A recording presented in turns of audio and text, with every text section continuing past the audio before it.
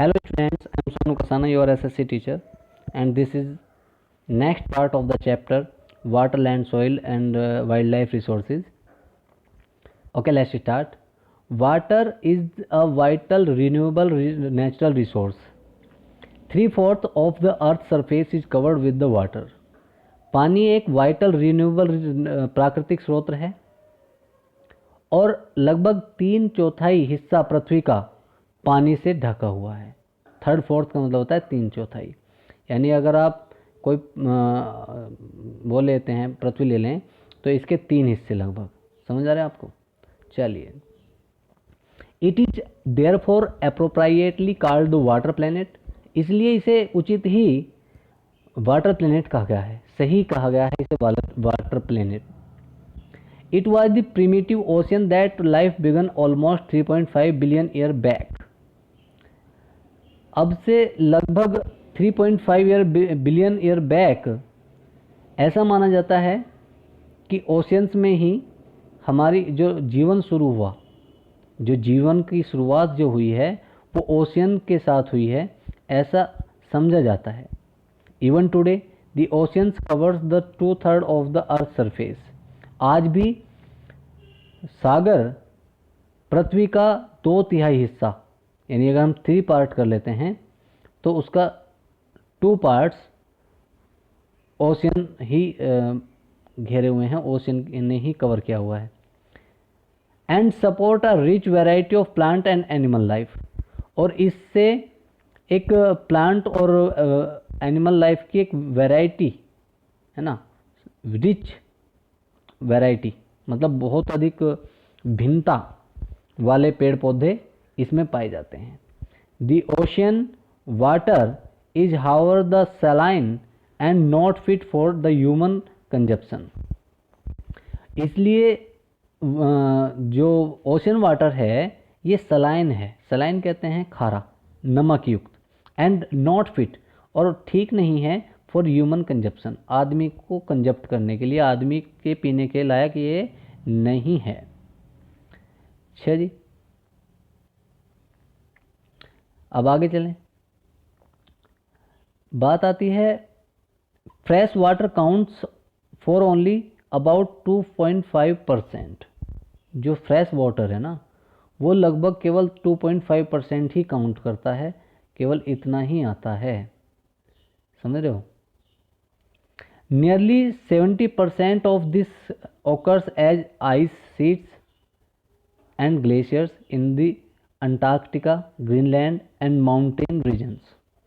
अब वहाँ भी प्रॉब्लम क्या है, ये 2.5%, 2.7% भी अगर अवेलेबल होता तभी भी काफ़ी था, इनफ था ह्यूमंस के लिए, लेकिन नियरली 70% ऑफ दिस, इसका भी 70%, समझ रहे हो, यानी कि इसका भी 70% आइस शीट यानी बर्फ़ की सतहों एंड ग्लेशियर्स और जो बर्फ़ की नदी हैं, हिमनद, उनके रूप में इन अंटार्कटिका, वो अंटार्कटिका में है, ग्रीनलैंड में है, एंड माउंटेन्स और उन पहाड़ों पर, पहाड़ी जगहों पर हैं, समझ रहे हो।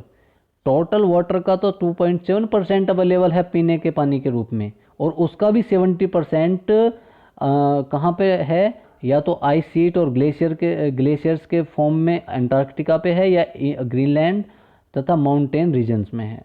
ड्यू टू देयर लोकेशन, उनकी लोकेशन की वजह से दे आर इनएसेसिबल, वो पहुँच के बाहर हैं हमारी। इनएसेसिबल कहते हैं जिस तक न पहुँचा जा सके।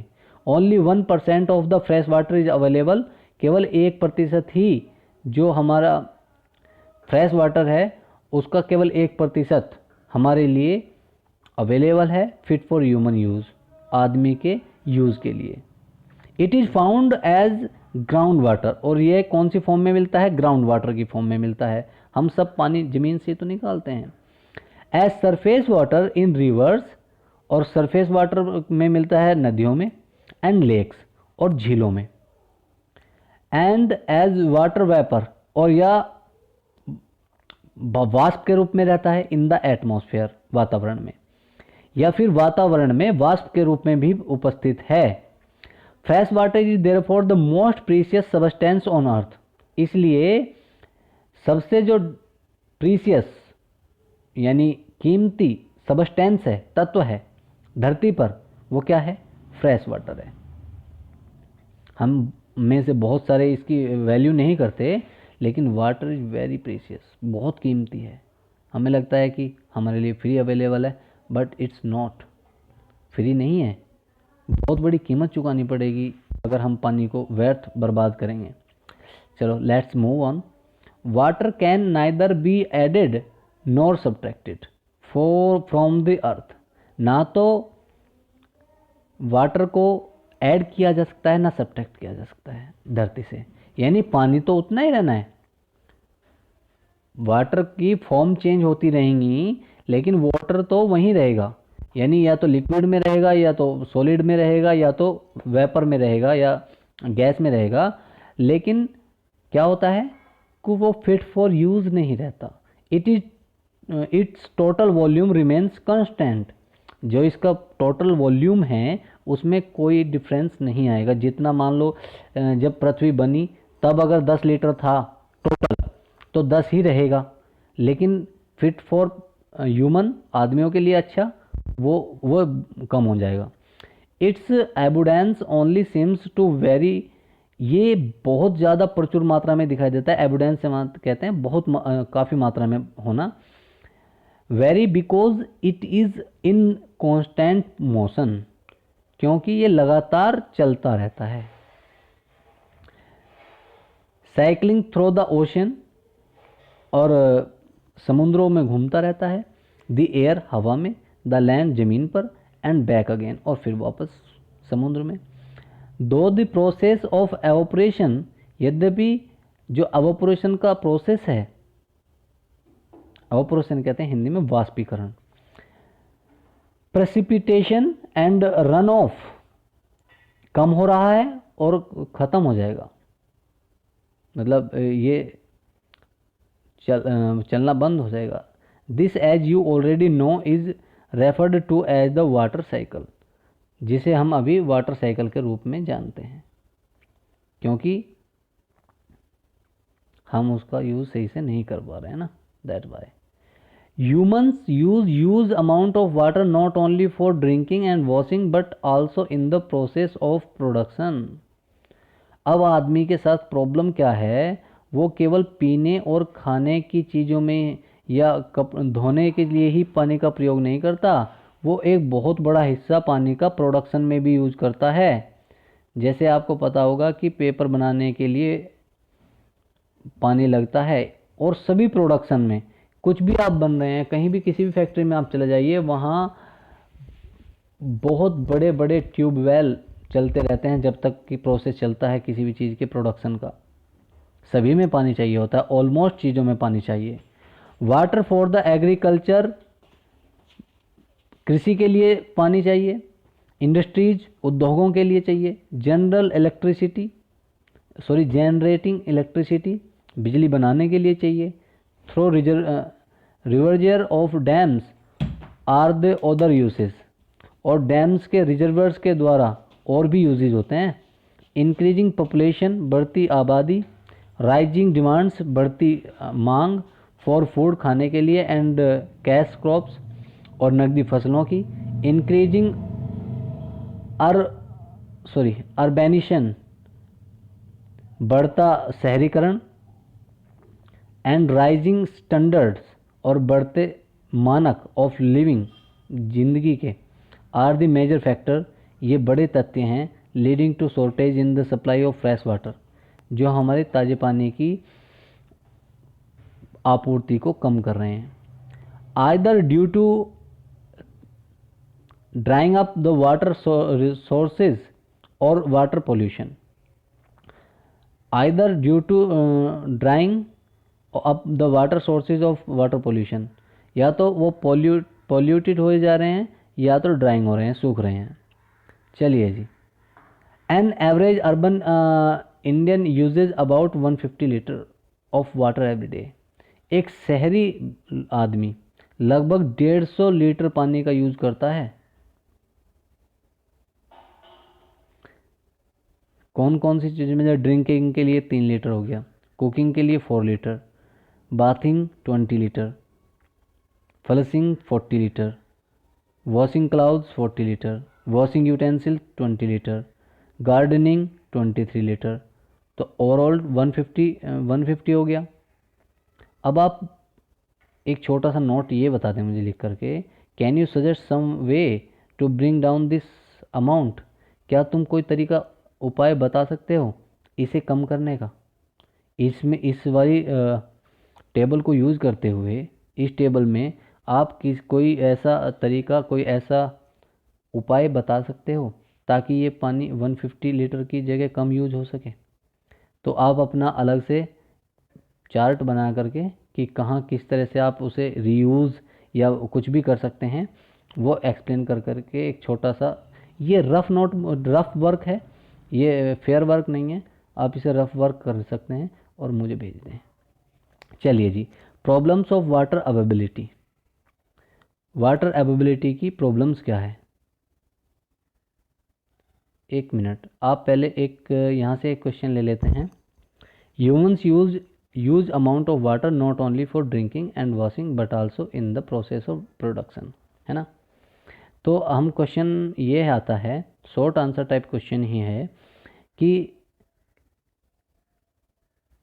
हाँ, ह्यूमन, यहाँ से लिखेंगे human use amount of water not only for drinking and washing but also, और ये पूरा ब्लैंक आ जाएगा इन द प्रोसेस ऑफ प्रोडक्शन।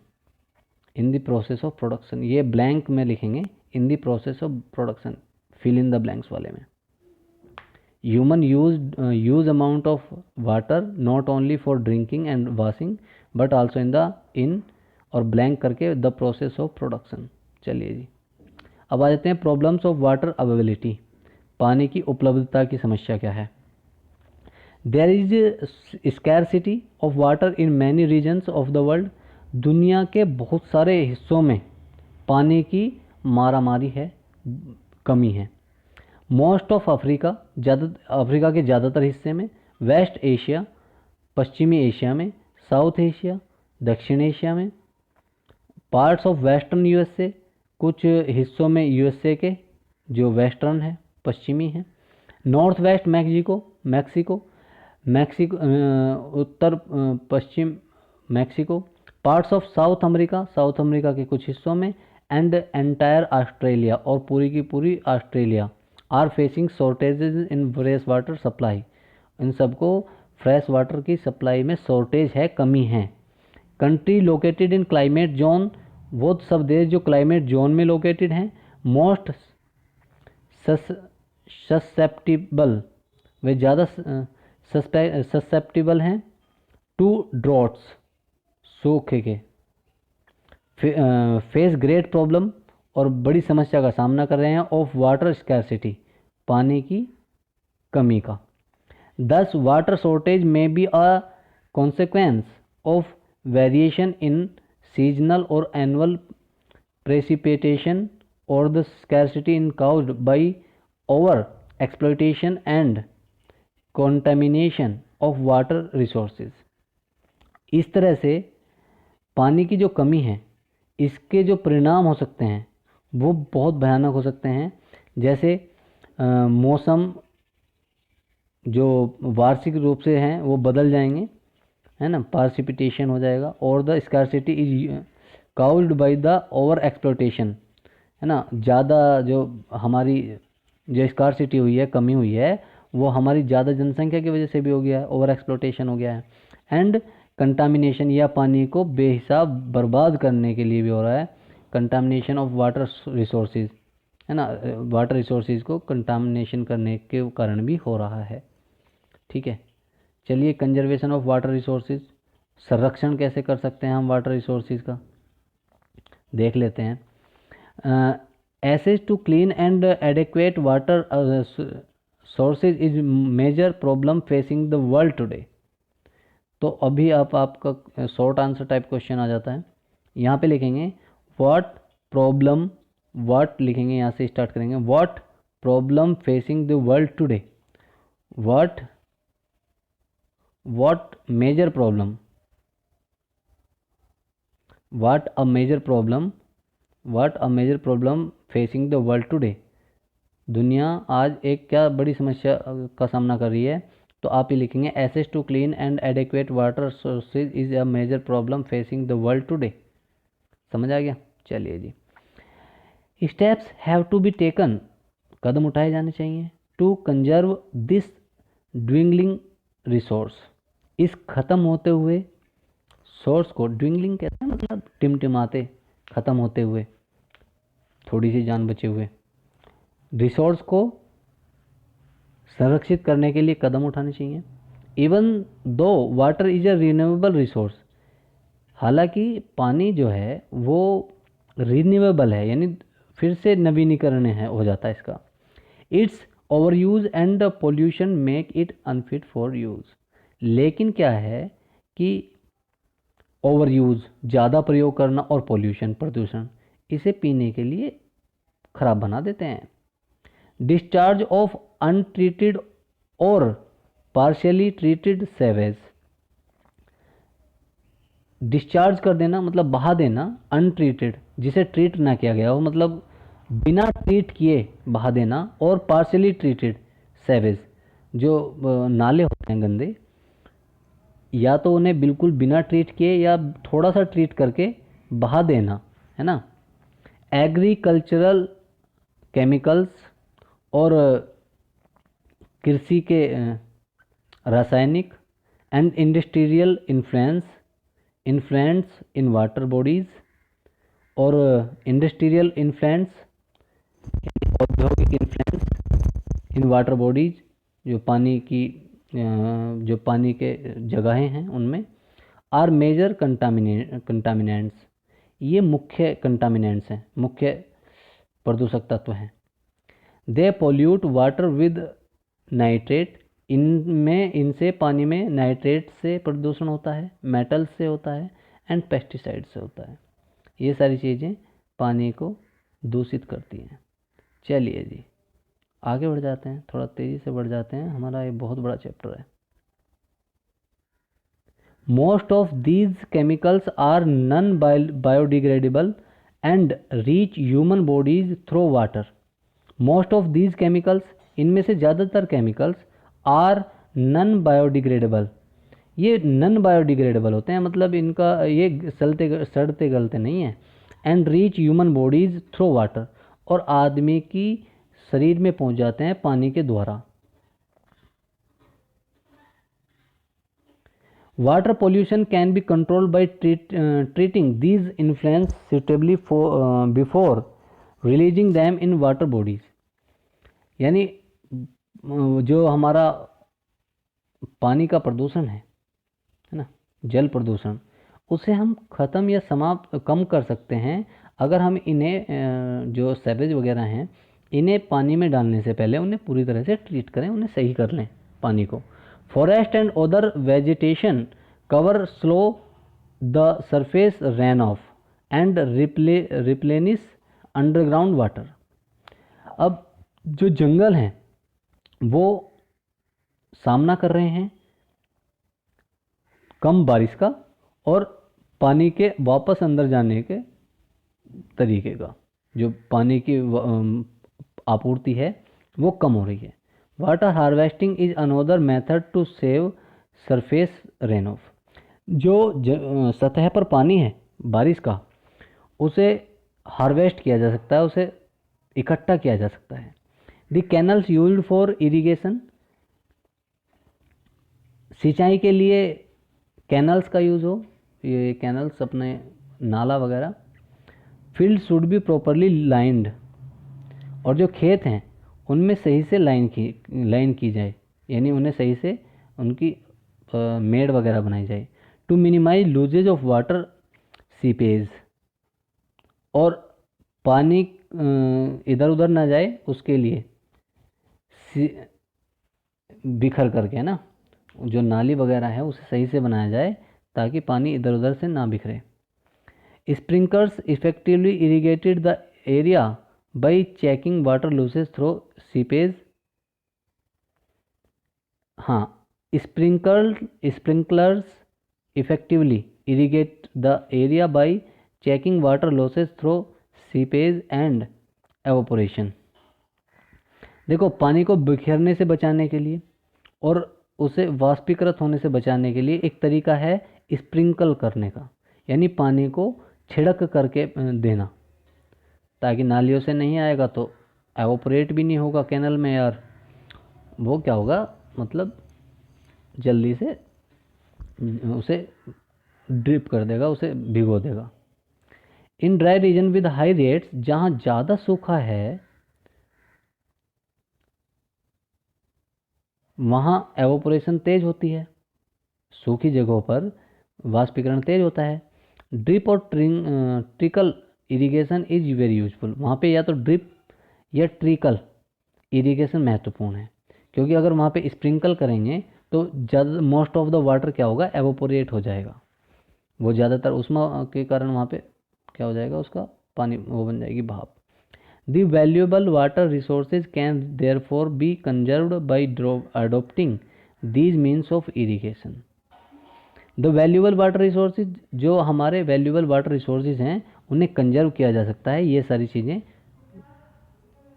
करके, ठीक है।